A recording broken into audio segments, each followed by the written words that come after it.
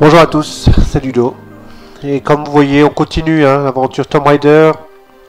Sur Tomb Raider 4, la révélation finale, on a fait toute la dernière fois le tableau de présentation, si je puis dire. Et on rentre un petit peu dans le vif du sujet. Et nous allons au tombeau de Seth. Le tombeau de Seth.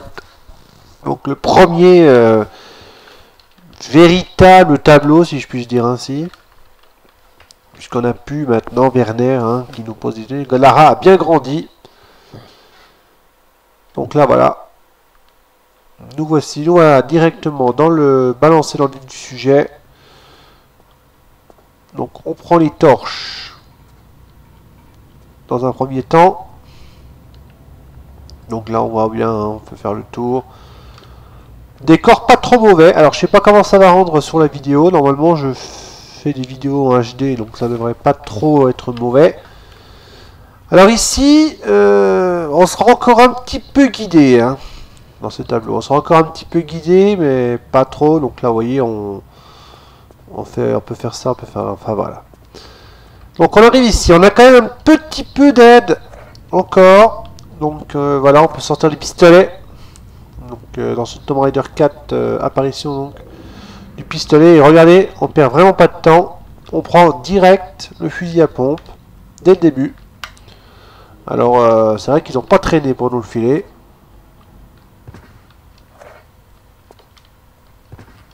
Donc voilà, toujours la roulade, etc. Donc là, je vais pas non plus aller chercher les secrets comme dans le premier tableau. Maintenant, on rentre dans le vif du sujet en allant... Oh, je sais pas ce qui s'est passé. Je savais bien qu'il y avait quelque chose là, ici. Alors, on va se débarrasser de cet ennemi. On va prendre la grosse trousse. Voilà. Donc on va essayer de prendre quelques trousses quand même, histoire d'avoir un petit stock. Donc là, en fait, il faut descendre. Donc on va arriver à l'entrée du tombeau. Donc là, il y a des scorpions. Les ennemis. Ils sont petits, mais ils font des dégâts. Ils font des dégâts. Donc là, on descend. Vous voyez déjà une première petite cinématique.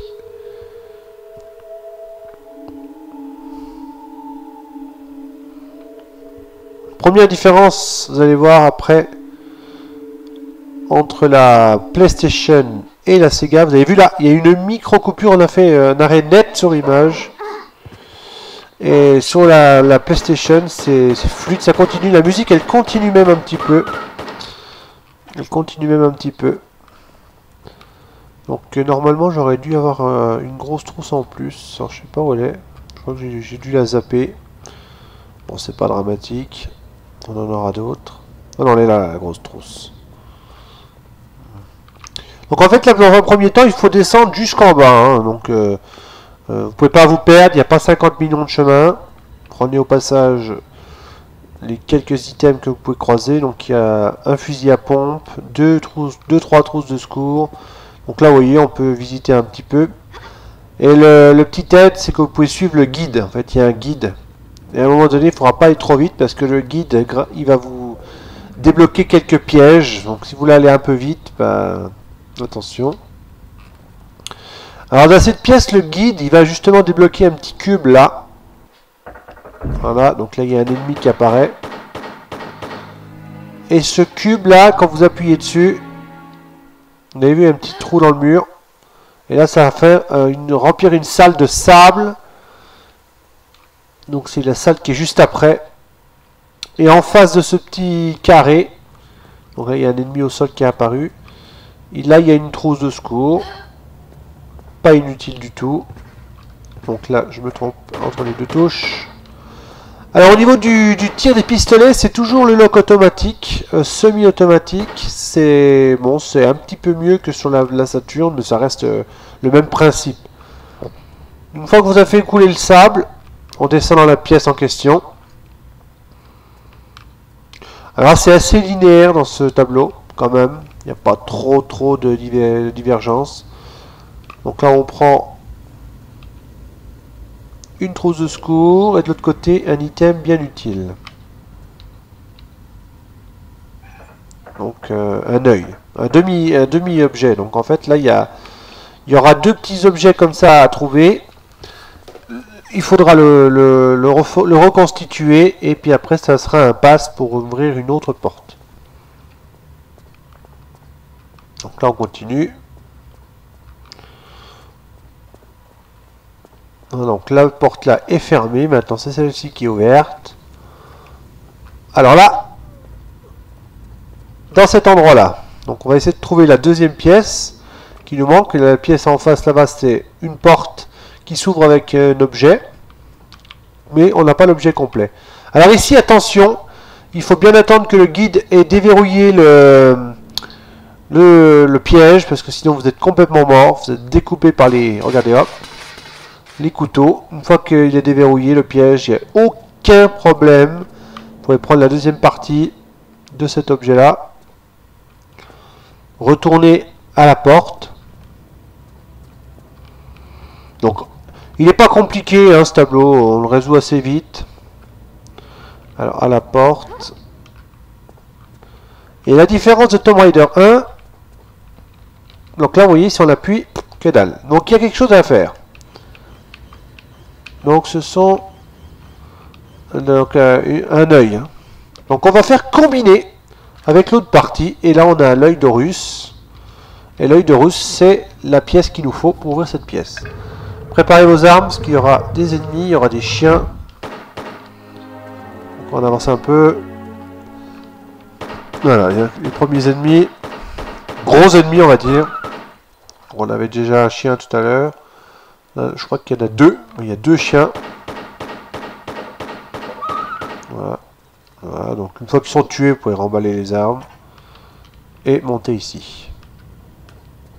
Donc le guide, il nous aide encore un petit peu. Il nous aide quand même pas mal. Hein. Il n'y a pas...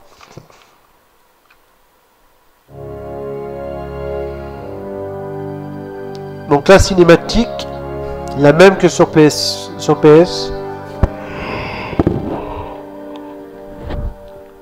Donc la même que sur PlayStation. La seule différence c'est que c'est coupé net par rapport à la Play, alors que la Play c'est un petit peu c'est plus fluide au niveau entre transition de vidéo et le jeu.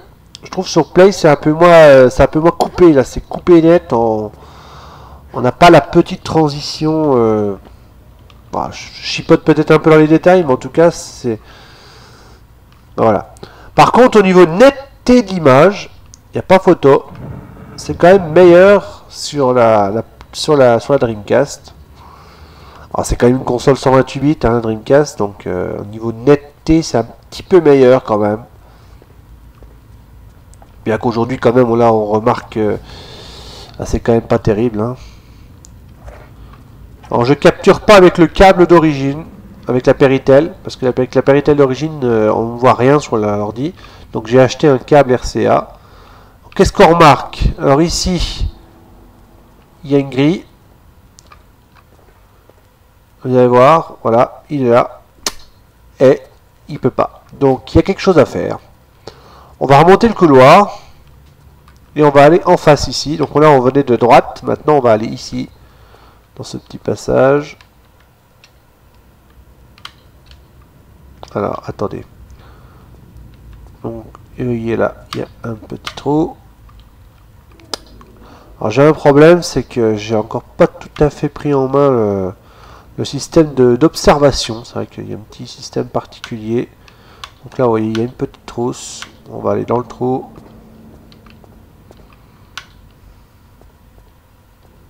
Voilà. Sympa. Bon, au niveau modélisation de Lara, évidemment, hein, c'est par rapport à la Play, elle est un petit peu mieux. Hein. Bon, on voit que c'est quand même un petit peu après. Hein, donc elle est mieux faite. La différence alors les différences notables par rapport à la Play au niveau de la race, c'est voilà, ses cheveux sont plus longs, elle est habillée différemment et elle fait un peu moins gamine. Et surtout, elle n'a plus les seins en triangle. Parce qu'avant elle avait les seins en triangle. On dirait toute pointue là, c'était absolument hallucinant.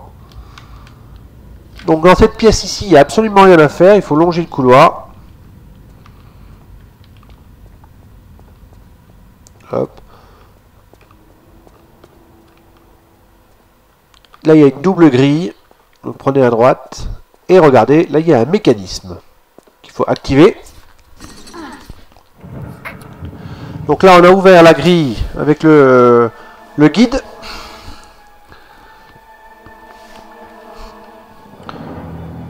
Voilà, donc il va activer un mécanisme. Voilà. Il a transformé l'eau en lave. Et là, on remarque sur le damier qu'il y a des petites zones avec une espèce de reflet, enfin de lumière. Donc là, attention, la vue là est pourrie. Le but dans cette première énigme, c'est de sauter de plateforme en plateforme illuminée sans s'écarter du chemin. Vous n'avez pas le droit de vous écarter du chemin, sinon vous devez retourner en arrière, remettre le mécanisme à zéro et recommencer. Donc on va éviter de se tromper. Ouais, c'est bon. On prend le sablier d'Horus. Parfait. Du premier coup. Ça, c'est bien. Donc là, on suit le chemin. Et on sort d'ici. Donc le guide, il va revenir. Et il va revenir par l'autre endroit où il était. Une fois que vous avez fait ça, partez par ici. Là où il y a la torche qui s'allume, ici. Longez le chemin, tournez à gauche. Donc on entre dans une pièce comme ceci. Donc le guide va venir pour vous ouvrir la porte. Donc, on va l'attendre un petit peu. On l'a bien devancé là. Il va donc ouvrir la porte et il va être plus qu'étonné et il va s'en aller. Donc là, il est venu en glissant. Oh! Donc là, il va s'en aller. En fait, ce qu'il a effrayé, je pense, c'est le... Ouais, c'est... Parce qu'en fait, à l'intérieur, il y a des bestioles. Alors, pourquoi il est parti là-bas? J'en sais rien du tout. Peu importe. Donc, nous, on va sortir les armes. Alors, ils ont corrigé l'histoire du lock automatique qu'il fallait débloquer en lâchant les pistolets. Donc, ça, c'est pas mal. C'est une belle correction. Par contre, je confonds toujours la touche sur... la touche là, elle m'énerve toujours autant. Alors, oula, je suis tombé un peu vite. Dans cette pièce, récupérez deux objets, donc une cartouche pour le fusil et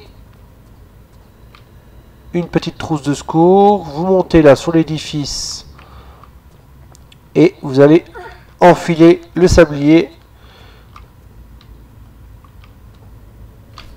Allez, go!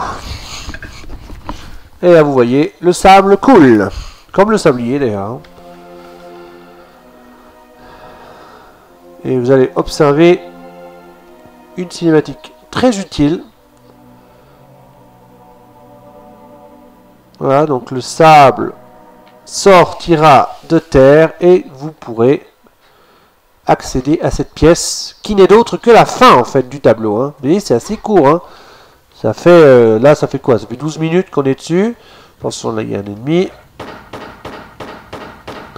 Donc là, vous voyez, ce tableau-là, il est faisable en entre 10 et 15 minutes. Hein, donc là, on va essayer. Voilà.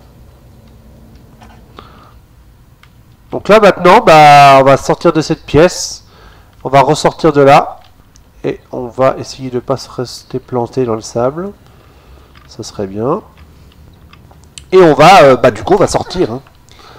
On va sortir et on aura fini le tableau. Alors, on n'a pas pris les objets, on n'aura pas pris les secrets. Hein, donc, comme dans la première partie, j'ai pris les secrets, mais c'était pour le délire parce que je le connaissais absolument par cœur sur le bout des ongles. Parce que j'avais la démo de ce jeu aussi quand j'étais plus jeune. Mais bon.